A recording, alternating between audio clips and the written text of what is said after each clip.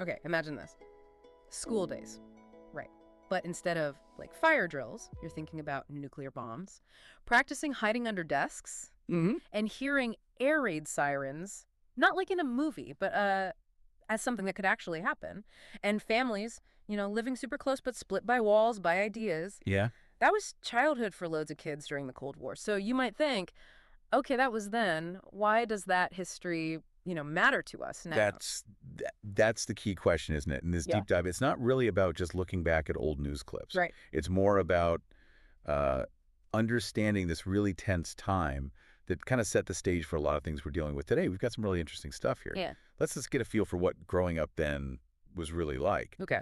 And the goal is to pull out some key ideas, not just history facts, but like how people cope, how they keep going, Mm, and that search for peace even when things feel totally broken. exactly. We tend to think Cold War, big superpowers, politics. Yeah, the geopolitical stuff. But this material really shows how it hit home, like personally, daily life for so many kids. It wasn't just politics, it was everywhere, in everything. And what jumps out right away is how vivid those memories are. The whole Huh. duck and cover thing, Yeah. the sirens. These weren't just abstract concepts. They were like part of the routine. Yeah. And maybe they didn't offer much real protection. Probably not, huh? Likely not. But they definitely uh, drilled in this constant sense of threat, changed how a whole generation saw what was normal. Okay, so let's pin down the time frame a bit. This material puts the Cold War, roughly what, 1947 to 91, when the Right. Soviet Union dissolved? Yeah, that's the basic window. A big chunk of the late 20th century. And in that time, there's one symbol. It feels like it just sums up the whole division, doesn't it? Oh, absolutely. The Berlin Wall, Yeah. built in 61, it's just such a powerful, lasting symbol of that split. Yeah. It wasn't just lines on a map. It was this real physical barrier, ideological too, Mm. right through a city, splitting families, friends, Hmm. representing that huge gap between worldviews. Hmm.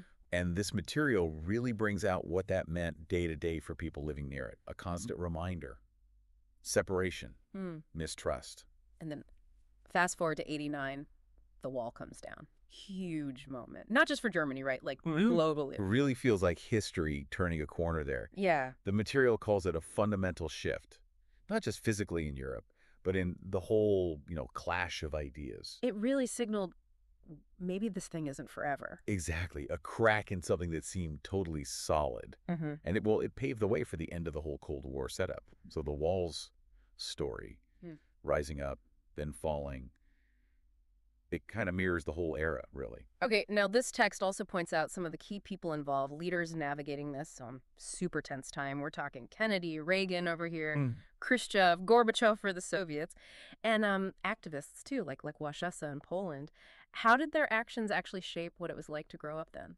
Well, what's interesting here is seeing how those big top-level decisions actually, affected ordinary people, Hmm.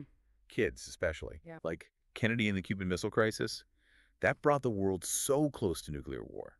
Imagine the anxiety that caused, especially if you're just starting to understand the world. Yeah, terrifying. But then you have periods of détente Hmm. that's easing tensions in the 70s that offered moments of, well, relative calm, A bit of breathing room. kind of.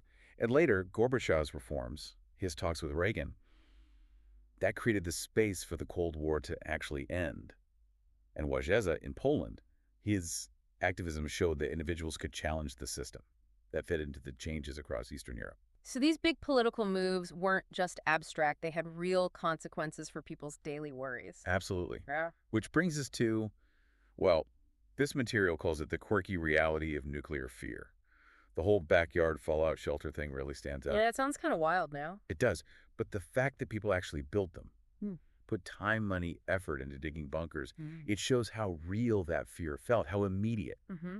And okay, maybe the shelter wouldn't save you from a direct hit. Right. Questionable effectiveness for sure. But psychologically, it gave people a feeling of doing something, some tiny bit of control maybe, when facing something unimaginable. And then the duck and cover in schools. The text even says it likely wouldn't do much against a bomb, but it had a psychological role. What was that about? It's fascinating, isn't it? How societies deal with huge threats. Physically, yeah, under a desk, Mm-hmm. not much help. Mm-hmm. But psychologically, Mm-hmm. it gave kids, maybe adults too, an action, something concrete to do. It created a feeling of being prepared, even if it was, well, pretty minimal in reality. Like having a plan, even a flawed one. Exactly. A way to feel not completely helpless against this massive fear. So those drills, probably futile physically, but they really embedded that constant awareness of danger, shaped what felt normal. Okay, so for listeners who are finding this really interesting and maybe want to, explore more, this material has some good pointers, like seeking out firsthand accounts, memoirs, interviews, that kind of thing. Oh, definitely. That's crucial. The big history books give you the framework, the context. Yeah. But it's the personal stories, isn't it? Hearing from people who actually lived through it, navigated childhood with that background tension, that gives you a much richer, more human understanding, way beyond just dates and treaties. And getting a more tangible feel. It suggests visiting places like the Berlin Wall Memorial or Checkpoint Charlie. I imagine standing there would be pretty powerful. Clearly, history can feel so abstract sometimes, can't it? But actually being there, seeing the remnants, the crossing points, it connects you. You start to really picture the people, the separations, the hopes, the fear that happened right there. It makes it less like just learning facts and more like feeling it. The material also mentions Cold War literature, cites Jean le Carré, the spy who came in from the cold, and also nonfiction like Gaddis's History. Interesting how both fiction and nonfiction give different angles. Yeah, they really complement each other. Fiction can explore the personal stuff, the moral gray areas, the psychological side, things that straight history might not capture in the same way. And nonfiction gives you the facts, the politics, the big picture strategy. So reading both, you get a much fuller view. Another point it makes is understanding the tech side, the weapons. Nuclear missiles, obviously, but also the space race. That really drives home what was at stake, doesn't it? It absolutely does.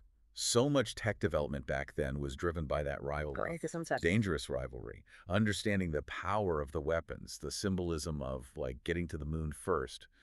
It just highlights the constant threat and the intense competition that defined the whole period. And lastly, it suggests looking at the big speeches. Kennedy's Ich bin ein Berliner Yeah. and Reagan's tear down this wall. That kind of rhetoric clearly had a huge impact, shaping opinions, maybe even changing events. Oh, for sure, the power of words, right? These weren't just speeches. They were carefully crafted messages that hit hard on both sides of the Iron Curtain. They laid out the ideological fight, but sometimes, like Reagan's challenge, they directly poked at the existing setup, questioned it. Now, there are also some outside-the-box ideas in here, too, which are pretty interesting, like Cold War nostalgia. Seems weird being nostalgic for such a scary time. It is complex, yeah. I don't think it's nostalgia for the fear itself. It might be more. A longing for a time when things felt clearer, even if dangerously so. Like you knew who the other side was. And let's be honest, pop culture plays a role, too. Movies, TV shows, they often focus on the spy intrigue, the style, maybe glossing over the real anxiety. It's the Americans or something. Exactly. Great drama, but maybe romanticizes it a bit. And the idea of using VR to simulate Cold War scenarios, wow, that feels like it could give a really intense, immersive understanding, like stepping back in time. It really could. VR has that potential, doesn't it? To create a much more visceral, emotional connection than just reading or watching. Imagine like a simulated border check, or being in a 50s living room hearing a civil defense alert. It could build empathy, a deeper grasp of the daily reality back then. So, okay, let's try and pull this together. What's the main takeaway from looking at this whole era through the eyes of kids growing up in it? The material seems to stress it wasn't just politics. It really shaped lives and has effects even now. That's exactly it. The Cold War's legacy isn't just in the history books or treaties. It's woven into culture, technology, how people saw the world, and their place in it. And digging into those personal stories, looking at the key moments, it shows us amazing resilience, doesn't it? How people, how societies cope under incredible long-term pressure and uncertainty. Well, thanks for joining me on this deep dive into the Cold War years. It's been really fascinating, actually, unpacking this huge chunk of history and thinking about how it affected a whole generation. My pleasure. It's definitely a period that still has lessons for us, I think, if we look beyond just the headlines and focus on the human side of it all. Yeah. And that leads to our final thought. For you, the listener, thinking about that constant feeling of threat during the Cold War, how might growing up like that have shaped that generation's whole outlook on the world, their values as a society, maybe in ways we can still kind of see playing out today? Something to chew on after we wrap up.